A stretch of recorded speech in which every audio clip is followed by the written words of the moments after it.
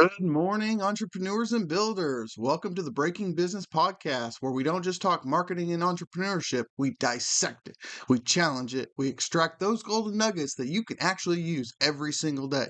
Business is in your blood, and I'm here to make it boil. I'm your host, Dr. Wood. Now let's break it down and build something great.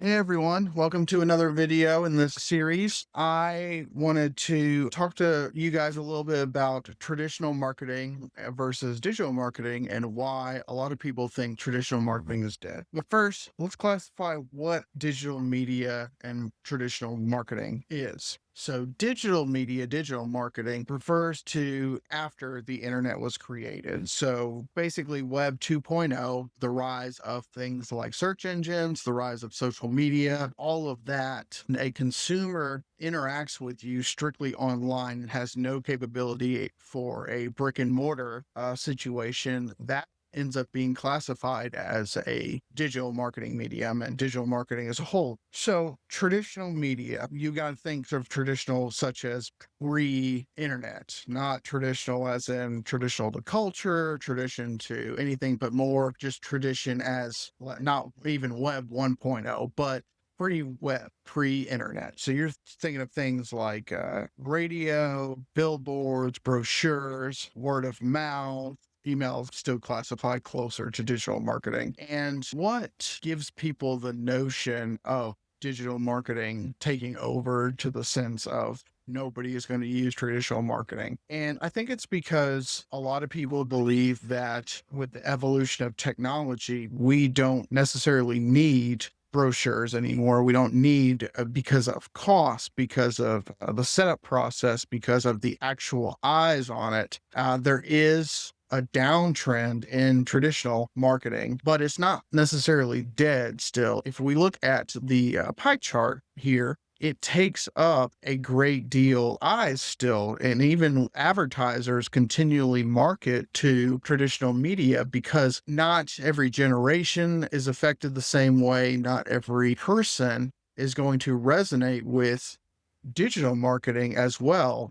You look at trends around Facebook marketing and how older generations, as in the extreme, so older generations are leaning closer to social media as it gets older with age. The adoption process for the older generations are a lot slower. And at that same time, younger generations swap over to new marketing mediums such as, well, Snapchat's starting to get a little old, but TikTok is the closest to the newest younger generation trend in digital media. And there's the apprehension for a lot of individuals that are steering away from digital marketing and having to rely on the traditional ways because of the authenticity around it, with clickbait titles, with businesses that don't actually exist, with the rise of scam marketing and there's fake altruism. There is just a myriad of different things that individuals don't trust digital medias in to the same degree as they would for traditional media. As I said, there is a decline in the sense of traditional marketing, but it's not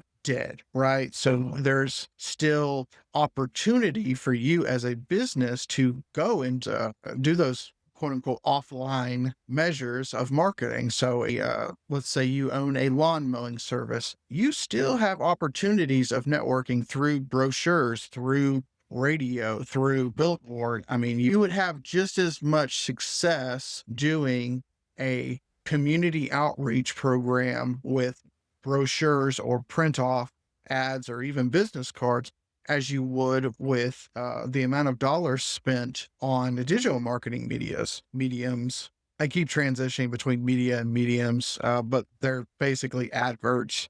So anytime you see an advertisement, that is an advertisement through social media or an advertisement through Google search, anything like that's what I'm talking about when I say digital mediums or media. And so you still have the access to be able to get other consumers that aren't electronically online. And the big for social media as a new marketing method was due to the sheer reach that people could do. And when they posted on Facebook, you can reach an audience across the world. You can reach audiences in the next state over, but that doesn't necessarily translate over to revenue, right? So if you own a physical store, your online presence only helps when you're targeting or you have your local community that are seeing those advertisements. As the trend of annoyance in online advertising, like I said before, with scamming and all these other things, there is going to be less opportunity for your community to actually want to view your adverts online. They're going to go online and see you for like coupons or sales or maybe new items and garner interest, but the ready, willing, and able people who view your brochure are more likely because of that established trust, the established authenticity of your business. And so you definitely want to use a healthy blend when managing cash flows or looking at your overall marketing strategy to leverage traditional marketing in the sense of there's going to be opportunity. You will find